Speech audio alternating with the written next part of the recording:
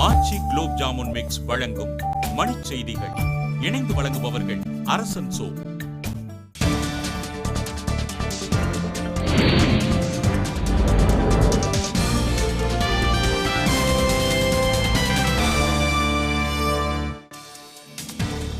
தமிழகத்தில் நடைபெற்ற மணல் கொள்ளைகள் குறித்து புலனாய்வுத்துறை விசாரணை நடத்த வேண்டும், மருத்துவர் ராமதாஸ் கோரிக்கை.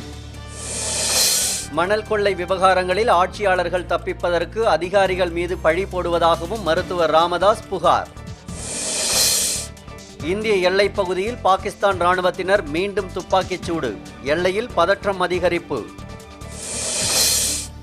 பாய்லின் புயலில் மாயமான குமரி மாவட்ட மீனவர்களை மீட்டுத்தர உறவினர்கள் கோரிக்கை.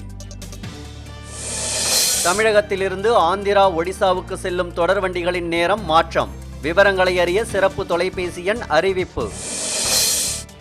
போலி மோதல் வழக்கில் குஜராத் முன்னாள் அமைச்சர் அமித்ஷாவிடம் இன்றும் புலனாய்வுத்துறையினர் விசாரணை.